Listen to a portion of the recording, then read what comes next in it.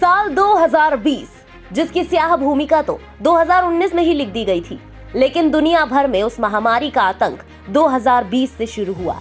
2020 पूरी दुनिया के लिए वो काला साल रहा जब कोरोना के आतंक से दुनिया भर के कई देशों ने मौत का तांडव देखा। उस कठिन दौर से भारत भी अछूता नहीं रहा। न जाने कितनी जानें गईं, किसी का पूरा परिवार इस महामारी की वजह से खत्म हो गया, तो कोई कोरोना महामारी के डर से ही डिप्रेशन में चला गया। हालांकि आज भले ही आम लोगों की जिंदगी वापस पटरी पर आने लगी हो, लेकिन आज भी कोरोना का खौफ कुछ लोगों के दिल और दिमाग में इस कदर बैठा है कि उन्होंने खुद को अपनों से भी दूर कर लिया है।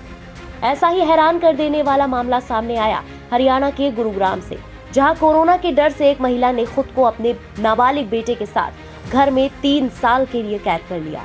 यही नहीं, महिला के दिमाग में कोरोना का ऐसा डर था कि उसने अपने पति को भी घर में आने की इजाजत नहीं दी। अब पति की शिकायत के बाद पुलिस ने रेस्क्यू कर महिला और बेटे को घर से बाहर निकाला। दोनों को इलाज के लिए अस्पताल में भर्ती कराया गया है।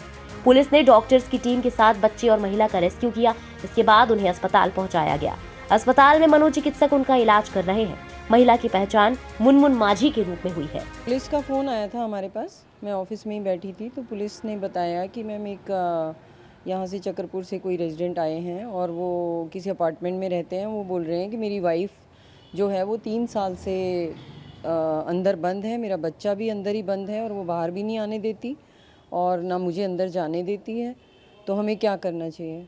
तो हमने पुलिस को यही डायरेक्शन दी कि सबसे पहले तो उनकी कंप्लेंट आप दर्ज करो और उस पर फिर एक टीम बनाइए और चाइल्ड लाइन वालों से कांटेक्ट करिए। 1098 पे पहले हमने उनकी कंप्लेंट दर्ज कराई, फिर चाइल्ड लाइन वहाँ पहुँची पुलिस और उन्होंने एक टीम बना के फिर CWC में एज अ मेंबर मैं भी वहाँ पर मौजूद थी।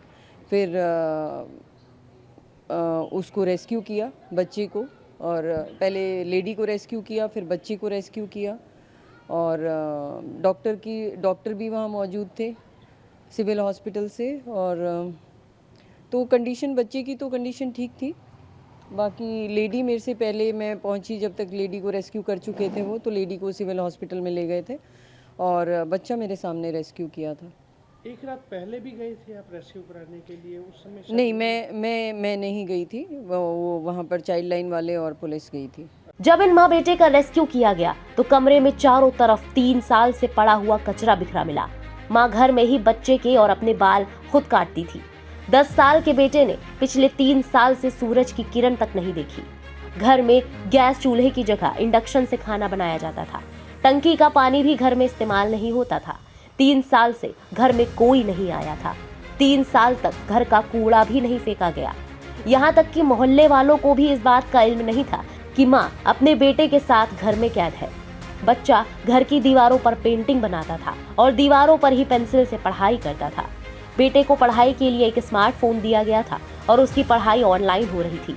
महिला का पति भी बेटे से वीडियो कॉल के जरिए ही बात करता था।